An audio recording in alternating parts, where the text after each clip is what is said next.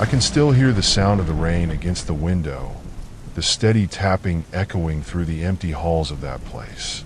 If you've ever worked a night shift, you know that quiet hum, when the world outside seems so far away, but the silence inside feels like it's closing in on you. Now, imagine you're all alone in the dead of night, surrounded by walls that have seen things, heard things, and kept secrets for far too long. That was my reality, night after night. But this one night, something was different. Before I go deeper into the story, welcome, and make sure to subscribe to the channel, Echoes of Nightmares, and turn on the notification bell so you never miss out on any of the future scary tales. If you're enjoying this story, hit that like button too. Now back to my story. It wasn't just the flickering lights or the creaking floorboards that kept me on edge. It was the feeling like I wasn't alone, even though I knew there was no one else around. I was just doing my job, checking the halls, making sure everything was locked up, when I noticed something strange. It was a feeling that settled deep in my gut, one I couldn't shake. It was as if the building itself was watching me. But here's the thing, this place wasn't just old, it wasn't just quiet. It was a place where time seemed to freeze, a place where reality blurred and things didn't always make sense. Some people left the night shift and never came back. Others just stopped showing up altogether. But no one ever really asked why. What happens in a place like that, where the dark isn't just a void, it has substance, where each step you take sounds like someone else's footsteps are trailing behind you, where the walls seem to whisper your name, even when you're sure you're the only one there. I was about to find out, and I still wonder if I ever really left. Stay with me. You won't believe what happened next. It wasn't always like this. At least, not at first. When I first took the job, the building seemed like any other aging hospital, a place where people came to heal, or sometimes where they came to say goodbye.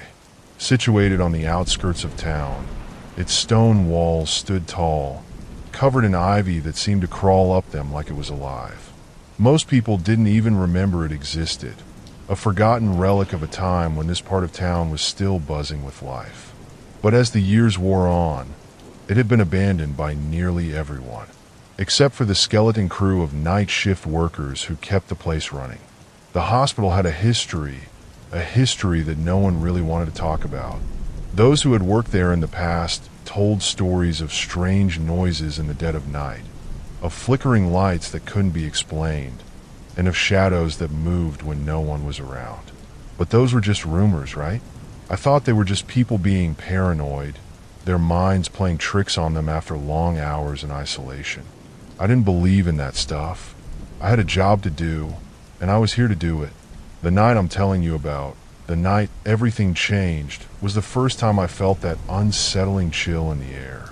It was a night just like any other, or so I thought. I walked through the main entrance, the doors creaking as I pushed them open, the faint scent of disinfectant hitting my nose. I'd grown used to it.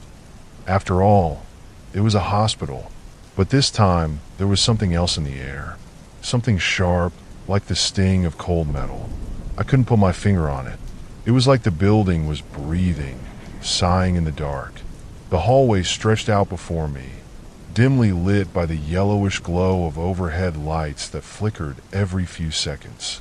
The walls were stained, peeling in places, and the floor creaked with every step I took, as if the building itself was groaning in pain. I made my way down the long corridor toward the security office, my footsteps echoing against the cold, tile floors. The only sound in the building, aside from the occasional drip of water somewhere in the distance, was the steady rhythm of the rain beating against the windows. It had started earlier in the evening, a soft drizzle that quickly turned into a torrential downpour. Outside, the fog had rolled in, thick and heavy, swallowing up the view. And yet, inside, it was eerily quiet, so quiet that it felt as though the air itself had weight, pressing down on me with every step I took. I passed the patient rooms, dark, empty. The beds were left undisturbed, the blankets neatly folded, as though no one had ever occupied them. But something about the silence, it was unsettling. It felt unnatural, like the rooms themselves were holding their breath, waiting for something to happen. The rain continued to pour harder, and the wind outside picked up, howling like a voice from another world. The storm was relentless, pounding against the windows as though it wanted to get inside. I reached the security office and slid into the chair behind the desk. The clock on the wall read 11:45 p.m. I had just enough time to check the cameras to make sure everything was secure before the shift change. I looked at the monitors, their faint green glow illuminating the otherwise dark room. The footage showed every corner of the hospital, the hallways, the stairwells, the parking lot outside.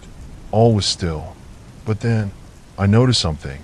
In the corner of the hallway near the old operating room, there was a flicker, something moving just out of view. My stomach twisted, and I leaned in closer to the screen. I was certain I had seen something, just a blur, but something. I dismissed it. Maybe it was the rain on the cameras, or a trick of the light. Maybe I was just tired. But the longer I stared at the screen, the more I couldn't shake the feeling that someone, or something, was standing there, watching. I quickly moved to check the cameras in the rest of the building. But the strange feeling lingered, crawling up my spine like cold fingers. The halls outside were empty. Everything seemed normal. Still, I couldn't shake it. The feeling was growing, wrapping around me like a tight noose. As I turned away from the monitors, I heard something that made my blood run cold. A door had creaked open somewhere down the hall. I froze. For a moment, I just sat there listening. The sound of the wind outside was louder now, whipping through the cracks in the building. The rain was relentless, beating against the windows in a furious frenzy. But in that moment, I couldn't hear anything but my own breath. And then there was again a soft, deliberate creak of a door opening. My heart began to pound in my chest, and I quickly grabbed my flashlight. It was nothing. It had to be nothing. Maybe a door had shifted with the wind. But why was I so sure it came from the hallway where the operating room was? I tried to push the thought out of my head. I got up, my feet dragging against the cold floor as I walked toward the hallway. Every step I took seemed to echo louder than the last. My flashlight cast a long, trembling beam into the darkness ahead. The hospital stretched on before me, the hallway extending like a tunnel, the light barely reaching beyond the first few feet. The air in the hallway was different, colder, thicker. I stopped near the door to the operating room. It was slightly ajar, just enough for me to see the empty, sterile room inside. I could feel the chill running up my arms. I took a deep breath, trying to calm myself, but it was as though the building was pressing in on me, the silence suffocating. I pushed the door open, stepping inside. The room was exactly as it should be, nothing out of place. But as I scanned the room, my flashlight fell on the corner, and there, lying on the floor, was a small, blood-stained towel. I stared at it, my mind racing. How had it gotten there? The last time I had been in this room, everything had been spotless. I stepped closer, my feet moving on their own. Something was wrong. Something was terribly wrong. And that's when I heard it, the faint sound of footsteps, just behind me, slowly, deliberately. My breath caught in my throat. I turned around, but the hallway was empty, except for the sound. The footsteps, they were getting closer, and then the lights flickered. I couldn't shake the feeling that something was wrong.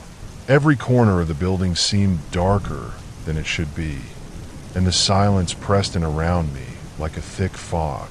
The only sound was the hum of the overhead lights, flickering intermittently, and the steady rhythm of my own breath. It was always like this during the night shift, deadly quiet, but tonight the silence felt different. It felt alive. It seemed to be breathing with me, matching the steady rhythm of my pulse. And that low hum from the lights? It sounded off, like it was stuttering in time with my heartbeat, as if the building itself was straining to stay together. I had just passed the supply closet when I heard it. A faint whisper, like a voice caught on the wind, just out of earshot. At first, I told myself it was nothing, maybe the wind outside moving through the cracks in the windows. But then the whisper came again, this time clearer, almost like it was trying to say my name. I stopped dead in my tracks. I could hear the wind howling outside, rattling the old windows in their frames, but the whisper came from inside. The walls themselves seemed to be alive, as though they were talking to me. I spun around, shining my flashlight into the hallway behind me, but there was nothing there, just shadows and the flickering lights. I tried to shake it off, but the feeling didn't go away. It lingered, a gnawing, crawling sensation at the back of my neck. I continued down the hallway toward the security office, but the sense of being watched was growing stronger with every step. It was like someone or something was trailing behind me, matching my pace. I quickened my stride, trying to ignore the sensation, but every time I glanced over my shoulder, nothing was there. Yet, the feeling lingered, a presence just out of sight, always there. I reached the security office and grabbed the mouse to check the cameras again. I needed to make sure everything was secure. Maybe I was just imagining things. But then, something caught my eye. The cameras were showing strange static, almost as though someone had interfered with the feed. I leaned in closer, squinting at the screen. The image cleared up just enough for me to see the hallway, the same hallway I just walked down. But there, in the corner of the frame, just beyond the flickering light, I saw something moving. It was quick, too quick for me to fully see what it was. It looked like a shadow. No, not just a shadow. It moved, and then, as quickly as it had appeared, it was gone. Just like that. I blinked, leaning closer to the monitor. I pulled the feed up for the camera in the operating room. There was again a figure, standing motionless at the far end of the room. My breath caught in my throat. It was faint, but it was there. A figure that hadn't been there when I checked just a few minutes ago. I quickly checked the other cameras, but the same thing was happening. Shadows that weren't there before, figures that weren't moving with any clear pattern. They seemed to shift, as if they weren't really there at all. I felt the hairs on the back of my neck stand up. This wasn't right. Suddenly, a loud, sharp sound echoed down the hallway. A door slamming open. My heart stopped, and I quickly glanced toward the door of the security office. I didn't want to go out there, but I had to check. I had to make sure no one was messing with the building, or worse, breaking in. I stepped out of the office, the beam of my flashlight cutting through the thick darkness ahead. Every step I took seemed louder than normal, my boots scraping against the tile floor. The air was so cold now, so heavy, it made it hard to breathe. The wind was louder too, crashing against the windows like it wanted to tear the building apart. I turned the corner, and that's when I heard it again. Footsteps, slow, deliberate, just behind me. My pulse quickened. My first instinct was to turn around, but I forced myself to keep walking. It was probably just my imagination, playing tricks on me. But then, the footsteps quickened, matching my pace. I turned around sharply, my flashlight illuminating the hallway behind me. It was empty. Nothing. The hair on the back of my neck prickled. I stood there for a moment, my heartbeat thumping in my ears. I could feel the cold sweat starting to run down my back. It was just my mind, I told myself. Just exhaustion. But I couldn't shake the feeling that someone was behind me. I turned back to the hallway, only to freeze in my tracks. The door to the old operating room was now wide open. I hadn't left it open. I had made sure it was shut. I swallowed hard, my hand gripping the flashlight tightly. The light flickered again as I approached the door, but this time, it didn't feel like a simple glitch. It felt deliberate. The air around me grew colder with every step, until I could almost see my breath in front of me. I pushed the door open, and the sight before me nearly made me drop the flashlight. The room was empty, as I expected, but the walls were covered in something I hadn't seen before, fresh, dark stains. They weren't just old bloodstains or water damage. They looked too deliberate, too recent. And in the center of the room, the old operating table was now different. It was no longer empty. There, lying on the table, was a small bundle wrapped in what looked like a sheet, but the shape beneath it was far too familiar. My stomach churned as I moved closer, my flashlight trembling in my hand. But as I reached for the sheet, something slammed against the door behind me, throwing me off balance. I spun around, and there, standing in the doorway, was a figure. A tall, thin figure, draped in shadows, its face hidden in the dark. I tried to scream, but nothing came out. I stumbled backward, the flashlight falling from my hand, the beam shaking as it hit the ground. The figure didn't move, at least, not at first. It just stood there watching me, waiting, and then it spoke, in a voice so cold, so empty, it felt like it came from beyond the grave. "You shouldn't have come back." The figure in the doorway didn't move. It just stood there, its presence suffocating the air around me. And then, just as quickly as it had appeared, it vanished into the shadows, leaving only the cold echo of its chilling words. "You shouldn't have come back." I stood there for what felt like an eternity, my heart racing, my breath shallow. The weight of the silence pressed in on me, making my chest feel tight, as if the walls themselves were closing in. I could feel the cold creeping into my bones, the hair on my neck still standing on end. My mind was racing. My thoughts were a jumbled mess. Was it a person? Or something else? Something that didn't belong here? I forced myself to move. I needed answers. I needed to figure out what was happening before I lost my mind. I retraced my steps, heading back to the security office, praying I'd find some clue that could explain all of this. The monitors flickered as I entered the room, casting an eerie glow across the space. I checked the footage again, trying to make sense of what I had seen earlier. But now things had changed. The static was worse. Figures appeared in the background, far in the distance, standing motionless, as though they were watching me through the lens of the camera. I rewound the footage, playing it back, but the images seemed more distorted, like someone or something was messing with the feed. Then I noticed something else. A door, once locked, was now wide open on one of the old floors. The hallways, once empty, were filled with what appeared to be dark shadows, lingering just out of sight. Something was happening in this building, something beyond what I understood. I leaned in closer to the screen, my breath coming faster now. There was something else. In the corner of one of the cameras, I saw a figure standing near a door that had been closed earlier that night. But when I checked the physical space, the room was empty. The camera feed was showing something that wasn't there, or at least not in the real world. A chill ran down my spine. My thoughts were interrupted by a sudden noise. It was a soft sound at first, barely perceptible, but it was there, something scratching, something moving in the room just outside the office.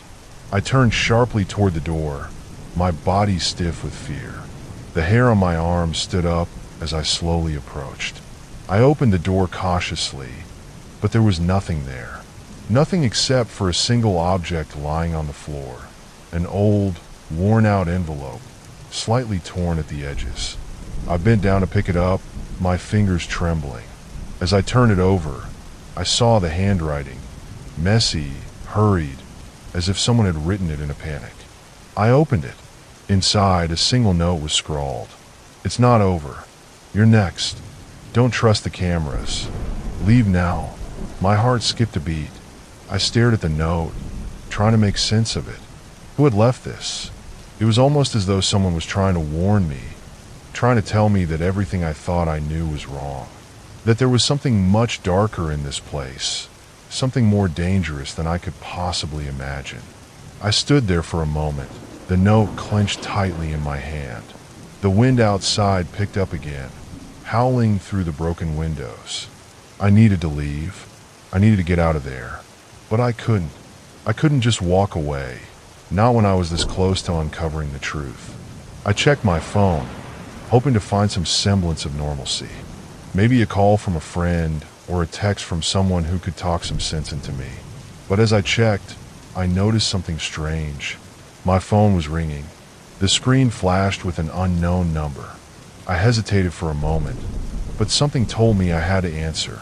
I brought the phone to my ear, my breath catching in my throat. At first, there was nothing but static. Then a voice, distorted, garbled, like it was being choked out by the very air around it, cut through the noise. "Leave now." The voice was barely recognizable, but I could feel the weight of the words, the urgency in them. My heart began to race as I pressed the phone closer to my ear, desperate for any clue. But the line went dead before I could say anything. I was shaking now. It wasn't just paranoia anymore. Something was trying to communicate with me. The sense of dread that had been building for hours now consumed me entirely. I felt like I was suffocating, like the walls themselves were closing in around me. I glanced back at the security cameras, but the footage was just more of the same. More shadows, more figures in the distance. But now, things were different. A familiar face appeared on the screen. It was my former colleague, the one who had worked a night shift before me. He had disappeared weeks ago, without a trace. Everyone had assumed he had left for another job, or something equally mundane. But now, here he was staring into the camera, his face pale, his eyes wide with terror. He mouthed something, but the video was too distorted to make out the words. His hands were shaking, his body twitching like he was trying to escape something. It was as if he was trapped on the other side of the camera, unable to get to me. I froze, my eyes locked on the screen. My breath caught in my throat as the camera feed cut to black for a split second, then flickered back to life. But when the image cleared, the hallway was empty again. My colleague, the man I had just seen, was gone. I tried to rewind the footage, desperate for answers, but nothing made sense anymore. Every time I looked at the screen, something changed. Objects moved. Shadows shifted. There was no pattern, no explanation. It was as though the building itself was alive, and I was just a part of its twisted game. I needed to leave. I needed to get out of there, but my feet felt like they were glued to the floor. The cold was overwhelming now, so intense that it felt like my very bones were freezing. Then, just as I was about to turn and run, a loud bang echoed through the building. A door slamming shut. I jumped, my heart racing, but the noise wasn't coming from a hallway. It was coming from inside my own head. A deafening ringing, like the sound of metal grinding against metal, filled my ears. I turned to the door, but before I could even reach it, something caught my eye. A shadow moved across the floor. I was no longer alone. I froze. The shadow, whatever it was no longer just a flicker in the corner of my eye. It was real. A figure standing perfectly still watching me. At first, I couldn't tell if it was a trick of the light, a trick of my exhausted mind. But then the figure moved, just slightly, and I saw it clearly. It was a person, but not a living one. The face was twisted, distorted, like something out of a nightmare. Its eyes were hollow, blackened pits, and its mouth hung open as though frozen in a scream that had never been released. It was as if the figure had been trapped here for years, waiting, watching, for someone to come along and open the door to its prison. I stumbled backward, my hand reaching for the door, but before I could even make it to the exit, the figure stepped forward, slowly, unnervingly so. It moved toward me, its eyes never leaving mine. My breath quickened, my heart racing in my chest. It was too much. I needed to get out, but my body wouldn't obey. I felt a cold hand, or something like it, graze my shoulder. I spun around, my pulse pounding in my ears. The door. I had to reach the door, but the figure was too close. It was almost as if it was surrounding me, closing in, suffocating the very air around me. But then, through the haze of fear, something caught my eye. At the far side of the room, there was a narrow, half-hidden passage, an opening I hadn't noticed before. The shadow seemed to curl around it, as though it was deliberately hiding itself from me. I could feel the weight of it calling to me, pulling me closer. My legs, trembling and weak, carried me toward the passage despite every instinct in me screaming to turn back, to run, to escape whatever horror lay ahead. I squeezed through the opening, my hands scraping against the cold stone walls, and found myself in a narrow, hidden corridor. As I moved deeper into the darkness, my phone vibrated in my pocket. I nearly screamed, but I fumbled to pull it out. The screen lit up with a message from an unknown number. "You shouldn't be here." A chill washed over me, but I didn't stop. The corridor led me to a door, one that hadn't been there before. It was old, covered in dust and rust. Its wood splintered in places, as though it had been untouched for decades. I reached for the doorknob with shaking hands and opened it slowly. Inside, I found myself staring into a small, dimly lit room. The air was thick, heavy with the scent of something old, something decayed. The walls were lined with strange symbols, their meanings lost to time. There were remnants of medical equipment scattered on the floor, long since abandoned. But there was something more, something far worse. At the center of the room was an operating table, its metal frame twisted and bent, stained with the remains of something I didn't want to comprehend. Around it, there were faded photographs, old, yellowing images of workers who had been here long before me, their faces blank, lifeless. But the thing that made my stomach turn wasn't the pictures. It was the fact that in each photo, one of the workers was missing, replaced by a dark figure, a figure that looked familiar. My breath caught in my throat as I recognized it. It was the same twisted face from the hallway. A scream broke free from my chest, but it was too late. The room was closing in, the shadows thickening, and I could feel the temperature plummet. Something was moving in the dark corners of the room, and then I heard it, soft at first, like the scrape of nails against the floor. But it grew louder, closer. I turned toward the sound, heart pounding. Something was crawling, dragging itself through the darkness. And then it stepped into the light. It was a figure, a person, or what was left of one. Its skin hung loose, sagging from its body, and its eyes were wide open, unblinking, filled with an inhuman terror. The mouth was slack, as if it had been frozen in a scream for eternity. The creature reached out toward me, its fingers elongated, claw-like, twitching as though it could already feel me. I took a step back, but there was nowhere to go. The room was closing in on me, the walls shifting, tightening. The door, was it still open? Was there still a way out? I couldn't remember. My mind was spinning, the fear swallowing me whole. I didn't see it coming. One moment, I was staring at the creature, frozen in place, and the next, everything went dark. The lights went out. Everything went silent. I stood there in complete darkness, my body trembling with fear. I couldn't see my hand in front of my face. Couldn't hear anything except the pounding of my own heart. My breath echoed in my ears, but that wasn't all I could hear. A soft whisper, so faint I could barely make it out, came from behind me. It was the same voice from before, distorted and hoarse. "You shouldn't have come back." My stomach lurched, my breath caught in my throat. I couldn't move, couldn't speak. And then, out of the silence, came the unmistakable sound of footsteps. Heavy, slow, deliberate. It was coming closer. I turned around, and there it was, the same figure I had seen in the camera footage, the same shadow that had been watching me. But this time, it wasn't on the screen. It wasn't behind a door. It was standing right in front of me, its eyes hollow and empty, its mouth stretching into a grotesque, silent scream.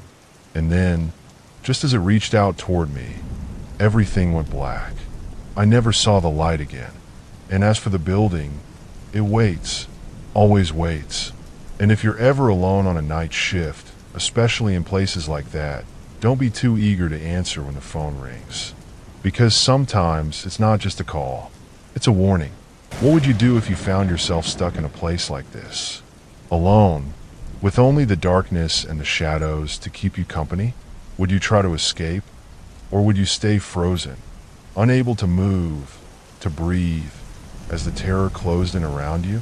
Let me know your thoughts in the comments below. And if you're enjoying this spine-chilling tale, don't forget to hit that subscribe button so you don't miss more terrifying stories just like this one. As you're thinking about that, remember, this story isn't over yet.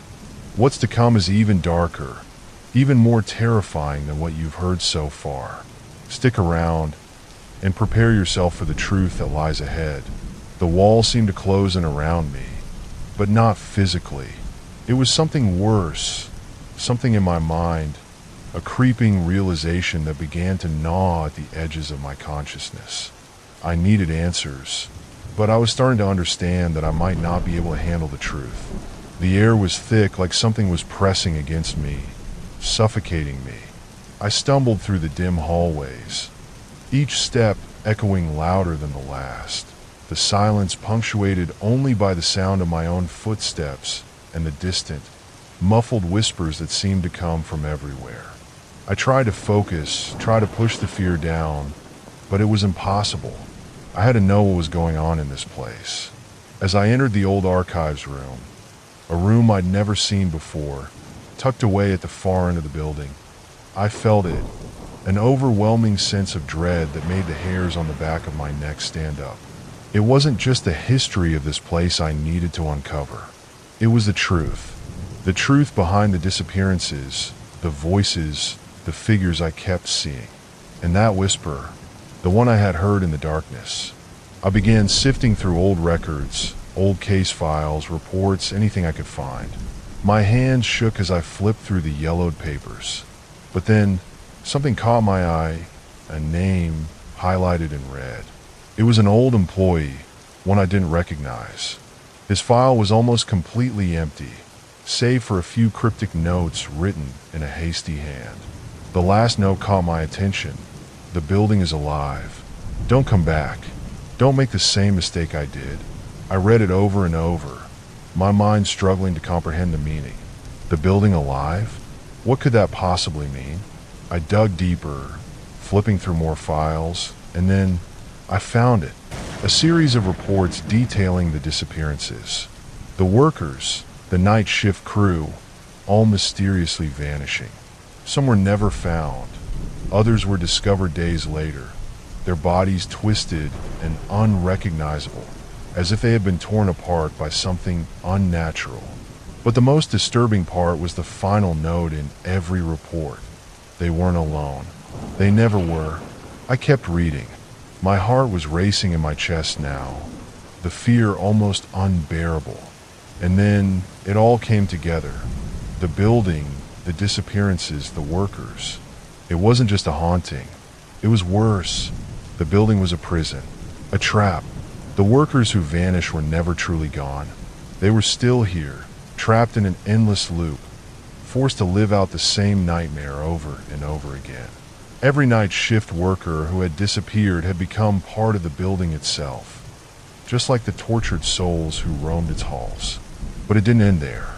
A cursed force, a dark presence, lingered in the building. It fed on the souls of the workers, trapping them in an eternal cycle of torment. And now it was my turn.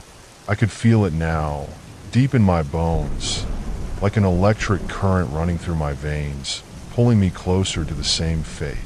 The very air in the room seemed to pulse with the same rhythm as my own heartbeat, like the building itself was breathing with me. The truth hit me like a ton of bricks. The disappearances weren't accidents. They were part of something much darker. The workers hadn't just vanished. They had become part of the building, trapped in this place, their souls bound to the very walls, forced to relive their final moments over and over again. And the worst part? I realized then that it wasn't just the workers who had been caught. It was me too. I had stepped into this place willingly, and now I was part of it. It wasn't a matter of if I would vanish. It was when. I had already begun to feel the pull, the weight of the building sinking into my mind. I could hear the whispers growing louder, the distorted voices of the lost souls crying out in agony. I turned to leave, my heart pounding so hard I thought it might burst from my chest, but the door, it wasn't there anymore. The room had changed. The walls were closing in, and the hallway stretched on forever, twisting and turning in impossible ways. The air was thick, suffocating, and the voices, they were everywhere. I couldn't escape them. "You're one of us now," they whispered, their voices cold and hollow, like they had been waiting for me, knowing I would come. I tried to run, but the building itself was keeping me here. My legs wouldn't move fast enough. The floor beneath me felt like it was shifting, bending. The walls were alive, crawling with the same energy that had trapped so many others before me. "You can't leave," they whispered again. "You never will." I wanted to scream, to fight, but there was no point. I was already trapped in the same endless loop, in the same nightmare, with no way out. And now I understand. Every soul that disappeared, they didn't just vanish. They became part of this building, part of this cycle. And I would too, one day. I had no choice. I had become one with the darkness, with the very thing that had ensnared them. But it's too late now. I've seen the truth. I've learned the curse that haunts this place. And now, I'm a part of it. And if you're not careful, one day, you might be too. I couldn't stay any longer. The truth had broken me. This place, this nightmare, it was real, and it was consuming me. I had to escape. My only chance was to run. But as I turned to leave the room, that heavy feeling in the air became unbearable. Something was watching me. I could feel it.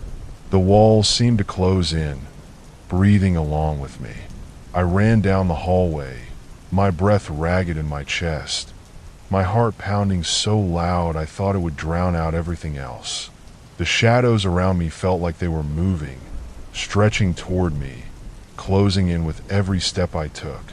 And then I heard it, my name. It was faint at first, like a whisper, but it grew louder, clearer. "Come back."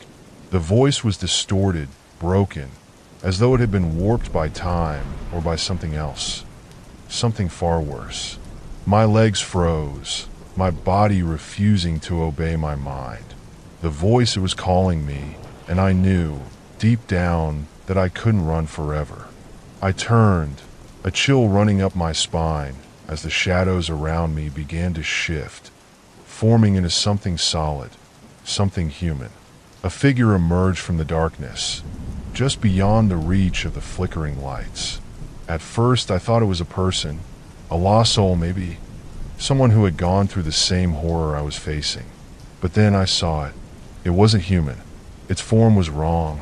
Its limbs stretched unnaturally long, its skin pale and cracked, like old leather, with dark veins pulsing beneath.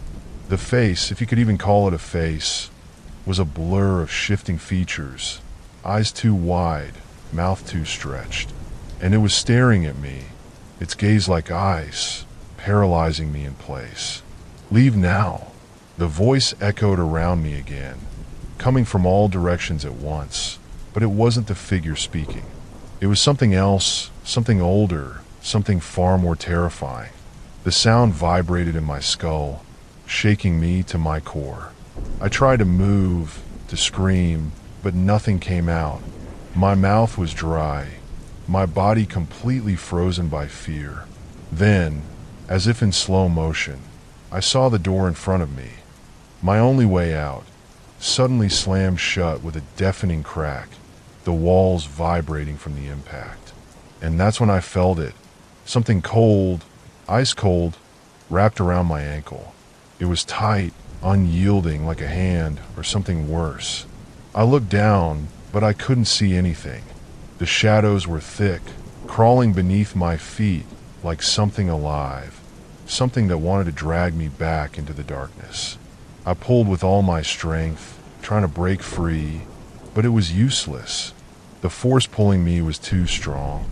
I stumbled, falling forward, my hands slamming against the floor. And then I heard it, the sound of chains rattling in the distance, dragging slowly across the floor, getting closer, closer to me. My heart nearly stopped. The door, the last hope of escape, was locked. I was trapped, and just as I thought I might lose my mind from the sheer terror of it all, I saw them. Out of the corner of my eye, I noticed movement. First a shadow, then another, and another. Figures, people, no, they weren't people anymore. They were something else entirely. Their faces were pale, lifeless, their eyes hollow, and they were all looking at me, watching me. I couldn't breathe. I couldn't think. They were all around me now, closing in, filling the hallway like a crowd of the lost, their empty gazes fixed on me. I knew it was too late. There was no way out. And that's when I realized the shadows were more than just a part of the building. They were the souls of the lost. They were alive, trapped in a loop, just like me. And now, I was one of them. The shadows reached for me. I could feel them brushing against my skin, their cold fingers grazing my arms, my neck. And then, everything went dark. And that's how they get you. Once you step inside, you're never really alone. Not anymore. So, what do you think happened to the night shift worker? Was this a simple haunting, or was there something far darker, something far more sinister at play? Could the spirits of the lost workers truly be trapped, forever cursed within those walls, waiting for their next victim? What would you do if you were in that place, alone in the dark, with only the whispers of the lost to guide you? Would you fight to escape, or would you give in, like so many others before you? Let me know what you think happened next in the comments below. Did the night shift worker survive? Or is their story just another chapter in the building's twisted history? And don't forget to subscribe so you don't miss the next spine-chilling tale. Trust me, you won't want to miss what's coming next.